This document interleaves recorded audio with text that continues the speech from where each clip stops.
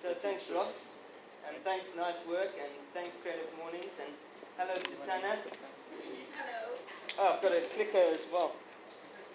Ross just gave me this super juice. Liseko looked at it and said, "Ooh, now you got to bring the heat." feeling a little nervous about that. Dave Hillier also kindly said, "Jesus, Jenner, all you ever talk is bullshit." So thank God no one's paying for this. So, and he's right about that, on both counts. I've got some paperwork here. If at any point I look blank and pick it up, that's because I'm panicking and don't know where I am, so just be nice. So when Ross gave me a shout and asked me to do this, we met for lunch down the road, and he told me about Creative Mornings, and they sounded really great, and well, they look really great so far. And I said, but what do you want me to talk about? And he said, well, what do you want to talk about? So I said, well, I don't know. I'm an advertising guy, and we just started this agency, King James II, about 16 months ago now. And he said, well, what about the drawings you do? And I said, well, it's a man who's shot a hole in the head of his knob and he's standing on it like a big game hunter, or a man who ties his cock around his waist like a belt, or a man whose cock head is also his actual head. The drawings kind of speak for themselves, and there's not too much I can add. So he said, well, I don't want you to talk about advertising, really. So I said, well, that's great, because that's only 17 years of my life and my whole career, so that really fucking narrows it down. So he said, all right, go away, and I'll send you. He told you how these themes, they come up with these themes, and he sent me a whole bunch of themes, after which I didn't think about it again for about a month, and just procrastinated. And then he sent me the next bunch of themes, and eventually I woke up one day and said, shit, I better do this thing before everyone hates me and I'm terrible. And I looked through the themes again, and the one that jumped out at me happened to be crossover. And it also happened to be the very next month. So this happened quite recently. So here I am. And then Ross asked me to send a little bio, which is that thing that he just read, and a picture of myself to him and for the website. And I procrastinated again, after which he offered me, as some sort of bribe, I expect, a picture of his nipple in return for said biog and picture. He was right that would probably instigate me into action, and it did. So I sent it and demanded my picture of a nipple. So that's Ross's nipple. It's a little bit green around the gills. Bit of a nauseous nipple. Private viewings can be buttons. Using the single button. So the theme, crossover. Also did a picture. Helvetica bowls, apparently you can't really go wrong. I don't think the curling's probably a bit out, but So crossover then, and I'm not talking about advertising, and I'm not talking about my drawings. So I mean, the other thing I really love is music.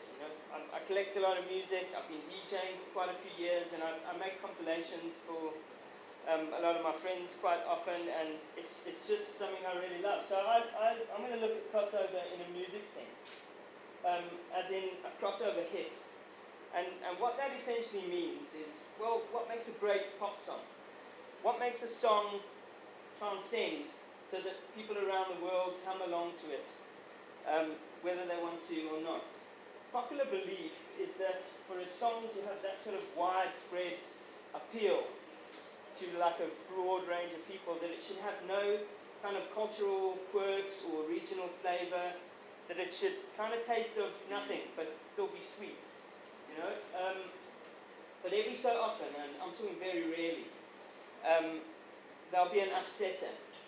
Some piece of music or some song from some very distinct little musical enclave in the world will break on through and cross over, so to speak, and become a worldwide phenomenon. And this is what we call a crossover.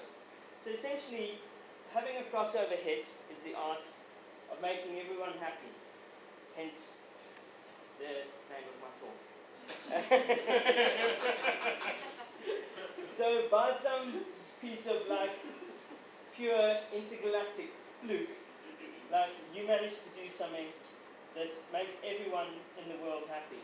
So what I decided to do is select a couple of these, and we can talk about them, and maybe we can all try and work out if there's a secret to this crossover hit thing.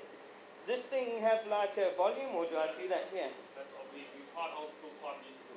You're quite old school. This is the first time I'm using Keynote.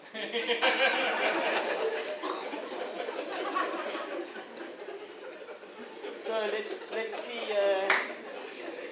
That's a true story. Right, let's see. So you want to recognize this song? Olha que coisa mais linda, mais cheia de graça. Ela, menina que vem, que passa, num doce balanço, caminho do mar. That is the girl from Ipanema. Written in 1962. I'm not panicking, I just don't know his name exactly. That's the true godmother of Brazilian bossa nova worldwide global smash hits. It was composed in 1962 by Antonio Carlos Jobim. And then a few years later, when English lyrics were added to it, and it was performed by this girl, Astrid Gilberto, it became a mammoth hit and went to number one around the world. In 1965, this song got the Grammy for Song of the Year. And there have been so many, it's inspired so many cover versions. It's in fact the second most recorded song in history after the Beatles' Yesterday. So let's have a look at her.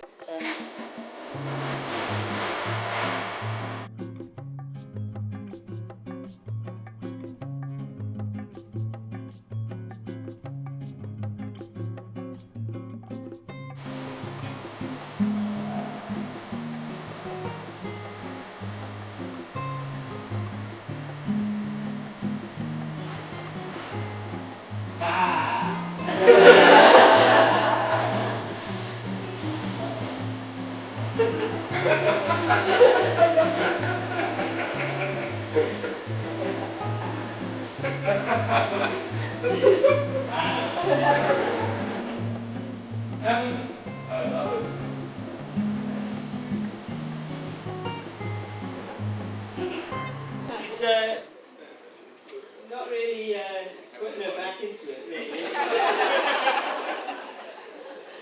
feel like she could have made a bit more effort. I think we've come a long way in terms of female performance. I mean, she could have come in naked on a wrecking ball.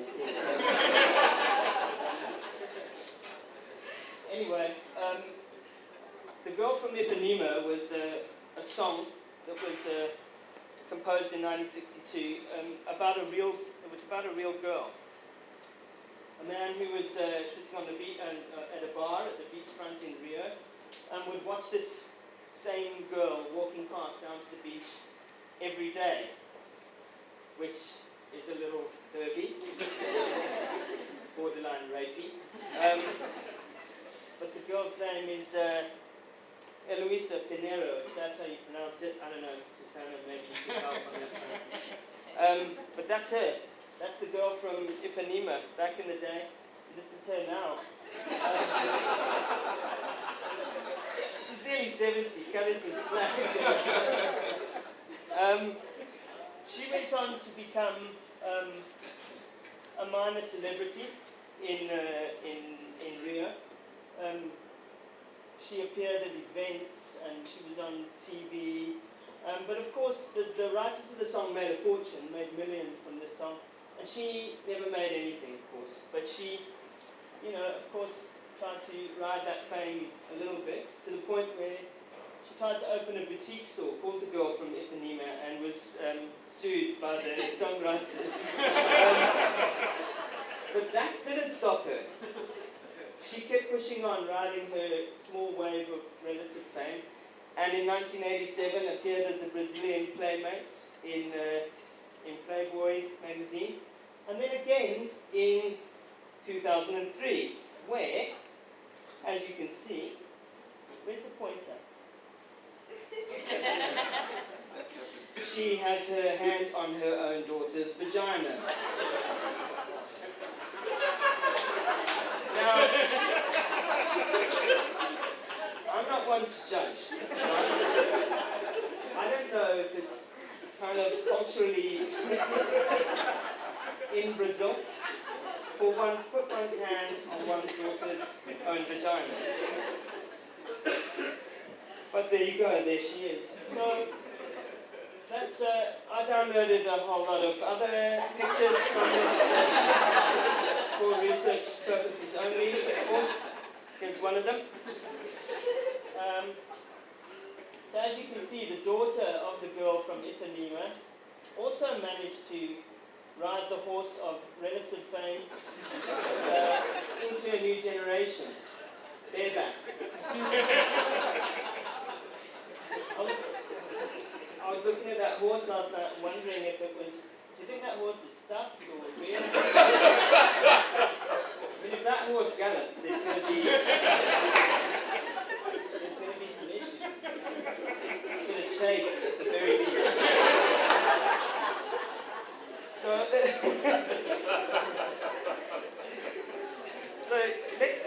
let's go now from Brazil to Spain for another song written by two pervy old guys about a girl. It was a flamenco dancer that they came across in Venezuela. Maybe came across wasn't the right choice of words, because I don't know the full story, I wasn't there. But that's her. She's a flamenco dancer, and she inspired this song, which you might recognize, who the guys wrote about a girl.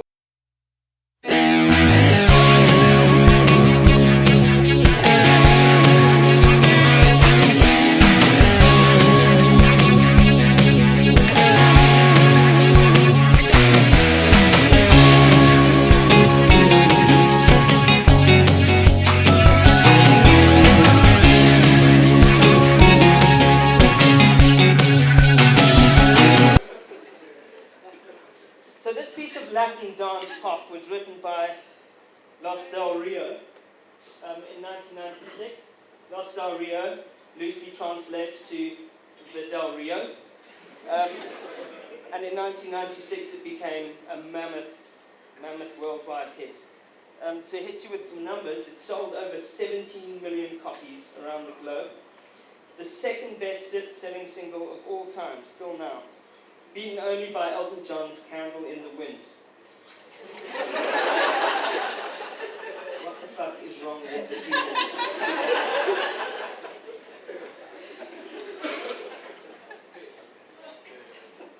I was reading an article the other day that quoted, "This song transcends so much that it is barely music. It's a force of nature, like a lava flow, or an algae bloom, or Ebola." Okay, I might have amended the quote, one part of the quote. But Macarena stayed in the US Top 100 for 60 weeks. 60 weeks, that's more than a fucking year this song stayed in the charts. Which is all pretty fucked up when you consider this.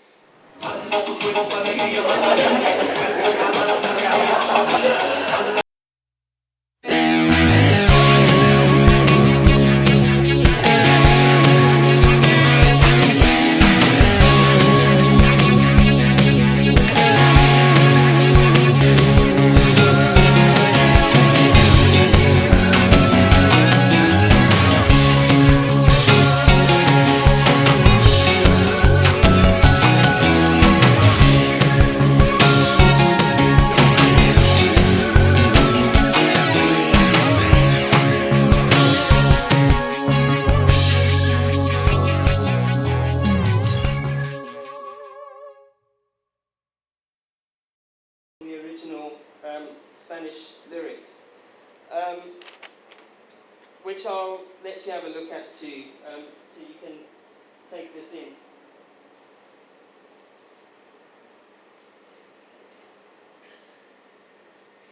So, in a nutshell, to sum that up, Macarena, the name that translates directly to Mother of God, has a boyfriend who she outs in the song, puts his whole family name out there, which is the first thing that's not fucking cool about this. And then he gets called up by the army of his country and decides to go and serve his country. She gets bleak about the fact that he's leaving town and goes straight out and bangs his two mates. Which is not fucking cool wherever you are in the world.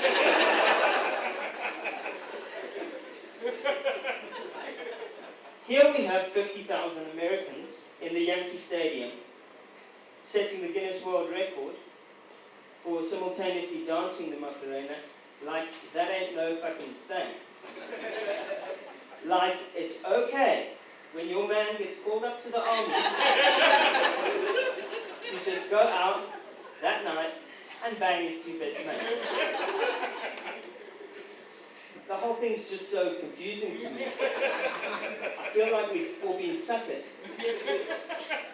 Years and years of these YouTube videos of America's finest and bravest coming home, surprising their families, and the woman, the wife, always looking so shocked.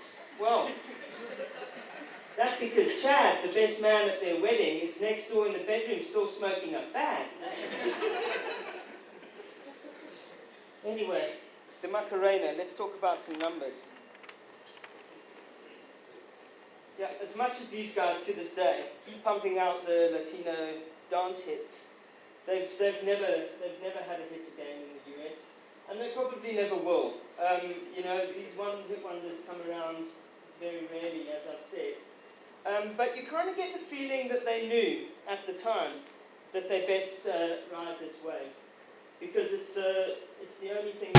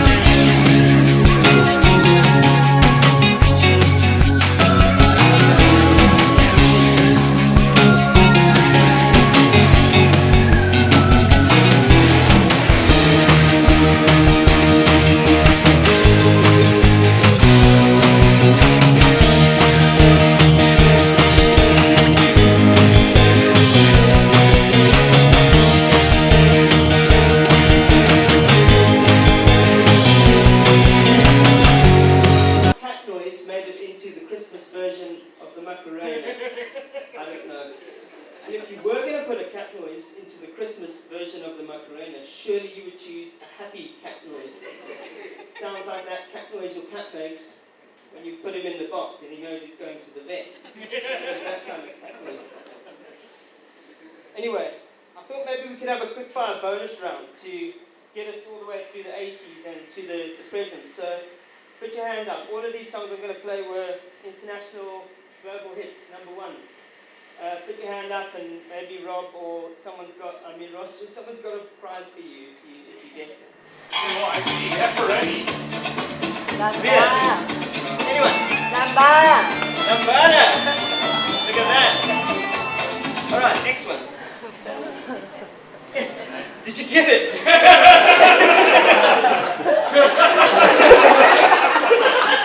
Your iced tea is in the post.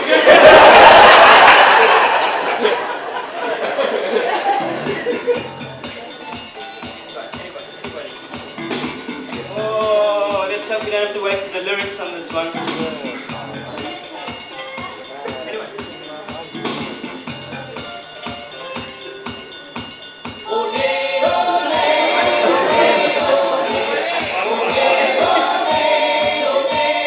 Hang in up. There it is. Hot, hot, hot. By the arrow. Pretty terrible. another one. Come on, shake your body, baby, do that conga. No, you can't control yourself any longer. Come on, shake your body, baby, do that conga. No, you can't control yourself any longer. Oh, here's the fun of Miami Sound Machine. The conga. It's a bit of a theme developing here, isn't there? Yeah? Sana, you're picking that up.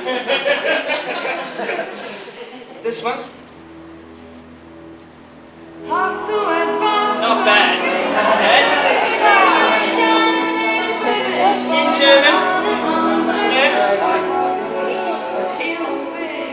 Small little redeeming factor in this whole talk.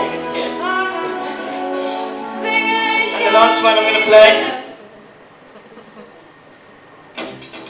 Oh yes.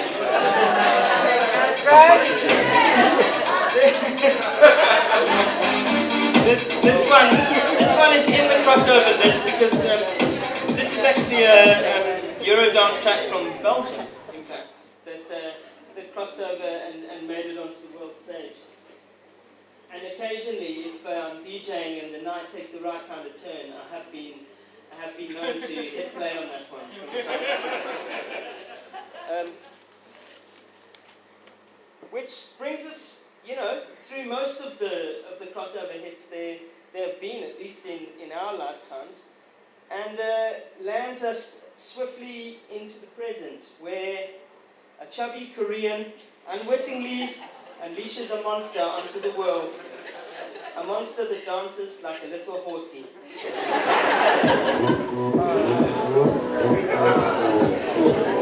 Look, I don't think I really need to play Gangnam Style. No, I don't need to play this. And I certainly don't need to show you the video. Because if you haven't already seen the video, then you are in the minority on this planet of people that have eyes. Access to an internet cafe. The reason Psy has his thumbs up like that is because Gangnam Style has recently reached over 2 billion hits and is the most viewed YouTube video ever in the world. Not only is he the first person to make the 2 billion hits mark, he's also one of only 2 people that ever made the 1 billion hit mark and still have, sharing that dubious honor with Justin Bieber. But this song, so here, during an interview with the New York Times, Psy revealed that Korean fans have huge expectations about his dancing. So he felt a lot of pressure in order to keep up with their expectations. He studied hard to find something new and stayed up late for about 30 nights to come up with the Gangnam Style dance. Along the way, he had tested various animal-inspired dance moves with his choreographer, including a panda and kangaroo moves, before settling for the horse trot. I'm not sure how the panda thing would have gone down, to be honest with you. I mean, something like this, I think. Gangnam Style. Gangnam Style.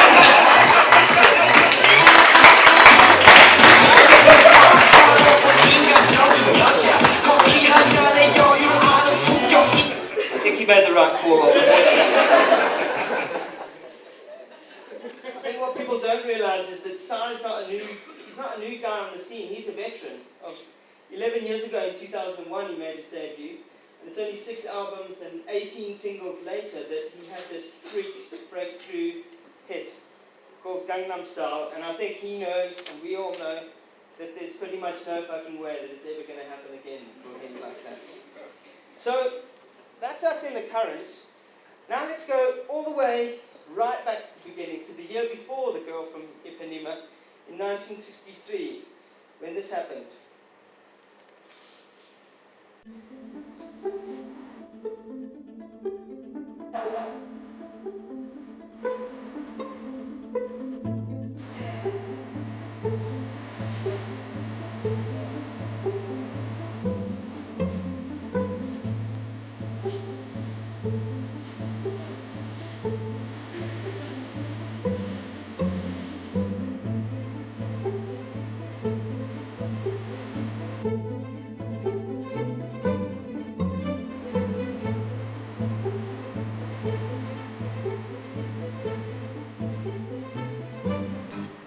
In 1963, I don't think anyone in the world was quite ready for a bespectacled Belgian nun who sang in French and accompanied herself on guitar to become an international sensation. But that's exactly what happened.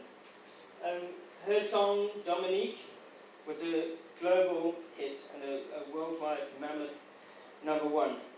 Sister Smile, as she would come to be known, her real name was Janine Deckers, used to sing to the other nuns in the convent, and someone in the convent had the bright idea that she release a single to make some sort of funds for the little convent, and Phillips got hold of it, and it became a worldwide smash hit. To put this in context, I mean, this is happening around the same time as Elvis Presley. I mean, this song was only even eventually knocked off the #1 slot by the Beatles. This song was so big. They think that the reason maybe for this song, like, kind of appealing to people at the time, was that it was just post President Kennedy's assassination, and maybe the world was looking for something a little gentle to come through the airwaves. So it was a bit of a time and a place thing, but as I said, it was big, and you know it was big because it was featured in the 3rd season of The Simpsons, where Millhouse's first girlfriend gets sent to St. Sebastian School for the Wicked Girls,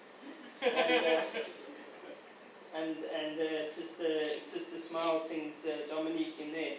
It's also recently been featured in the American Horror Story Asylum, which is a very current series. In the episode, or the whole series, the song Dominique is played on loop for 24 hours a day in this mental asylum, which can surely only be making things worse. And if anyone attempts to switch it off, they are punished. Somebody, in their wisdom, has gone and put a 12-hour looped version of this on YouTube. Worryingly, it has nearly 1 million hits. But if you are looking for a soundtrack to your Halloween house party tonight, you might want to look into that. Shortly after her hit in 1963, she actually quit the convent, and she went to try and spread a bit of the gospel of her own, which was kind of at odds with the church at the time. I mean, she released a single called, let me get the name right, Glory Be to God for the Golden Pill, which was a hymn to birth control, which the church weren't that down with at the time. And then she disappeared into relative obscurity until about 1982, when the taxman tracked her down and demanded back taxes for the years of money that she had made off this song. She claims that she donated all that money back to the convent. So the taxman went to the convent, who said, "Oh, we're just a convent." So they went back to Janine Deckers and hit her with a bill for $63,000. After which she did, in a state of panic, I guess, in a quick cash grabbing move, she decided to do this and re-released her only hit ever as a disco remix.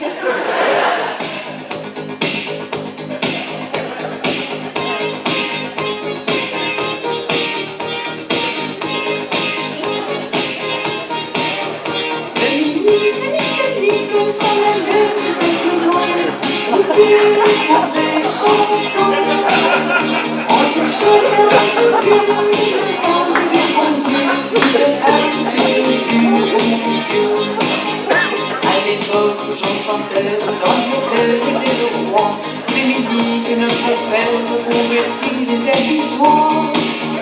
Dominique, sans la lettre, tout simplement, on tire en vrai chantant, en touchant bien tout Dieu, il ne parle que bon Dieu, il ne parle que du bon Dieu. Les chameaux, les pigeons,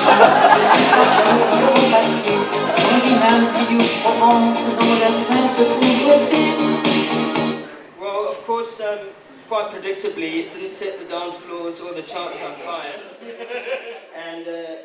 quite sadly, in a haze of booze and depression, 3 years later, she committed suicide. Which brings us back to making everyone happy. Everyone we've seen here today, I've had worldwide hits. They've somehow done the unachievable of making something, creating something that has made the whole world happy. They've somehow made a song that has made the record producers happy, and it's made the radio playlisters happy, and the DJs happy, and then the people of their country happy. Then it's crossed over and made the whole world happy.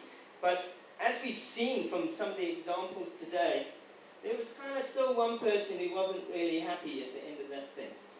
And even Psy has recently dismissed Gangnam Style publicly, saying he's leaving that thing behind. But as we all know, he's not, if he wants to have any kind of career in music anyway. I suspect he'll be sleeping with that dead horse's head in his bed for the rest of his life. Galloping around the world from backstage room to backstage room, feeling depressed that everyone out there cheering is only there to hear one song. And it certainly isn't one from his first 5 albums, that's for sure. So, where does that leave us? Well, we as creative people, if I'm even going to attempt to bring this ridiculous talk back to any kind of point, most of us, I would think, in this room are creative people, because it's called CreativeMornings. And we make stuff every day. That's what we do. We create stuff, and our job is to try to make people happy. We have to make people happy because we're being paid to do that. So we have to make our creative directors happy, and we have to make our clients happy. And sometimes we have to make our clients' wives happy. Sometimes our clients' wives don't like something like the colour green for a reason they can't explain. And then eventually we have to try and make the public happy as well. And if we were somehow to achieve the pretty much unattainable and somehow make everyone happy, then firstly I suspect we probably would have made something a little bit shit, as is evidence in this presentation. But also I suspect that there might be one person at the end of it who's still not happy, and that would be the person who made it. And that's just simply because when you're making stuff in a work environment, you're making stuff for other people, and it's not always bad, and it's great that we get to do this job and do something creative. But you know, when you jumping through those hoops and those review processes, somewhere along the way, even if it's pretty close, your original vision will have been compromised a little somewhere along the line. And also, just because sometimes what you would really like to put out in the world is just the people aren't ready for it.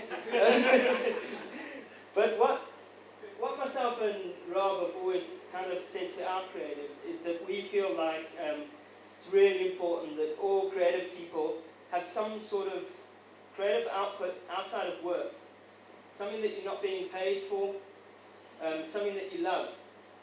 Whether that be, you know, taking photographs, or writing a book, or making music, or drawing a picture of a woman with 3 tits, or running a blog, or Running Creative Mornings. Running Creative Mornings, planning for this ridiculous talk.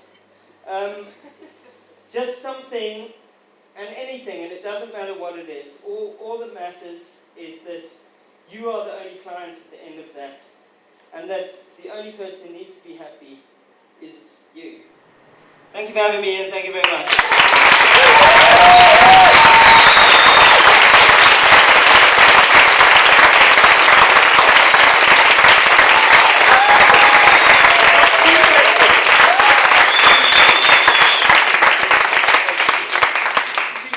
Yes, we only allow 2 questions, and you guys better have a really, really good one. Waste no more time. No, that's not if you see me out one night and you buy me a strong drink and wait about an hour and a half, potentially. What's your question?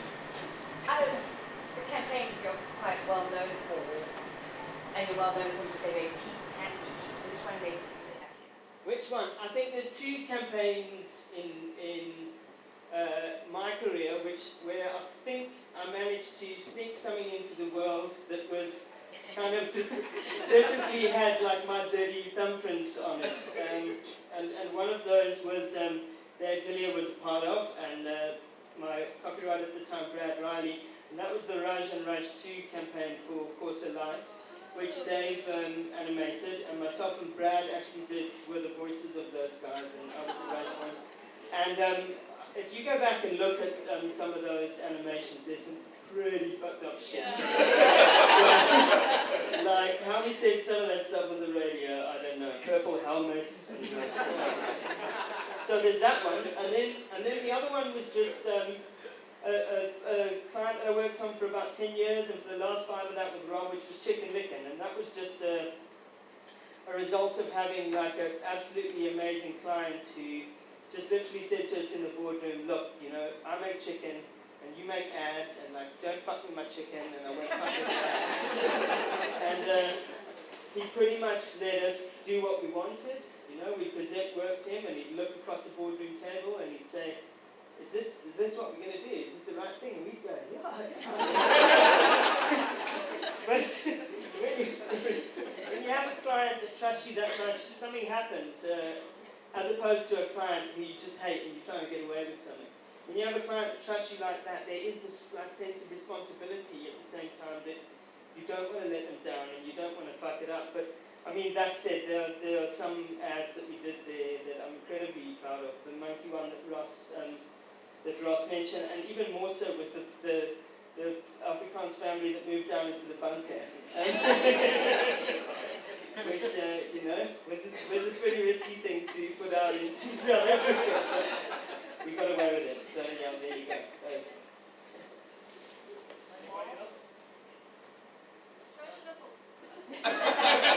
You've probably seen it. Is that? Annika, you next.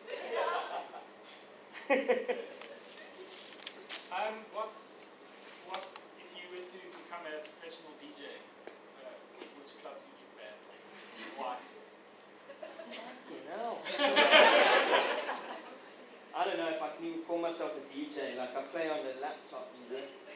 People look at me ashamed when I walk into. But I don't know. The kind of music I enjoy playing now is kind of more rock and roll stuff, you know.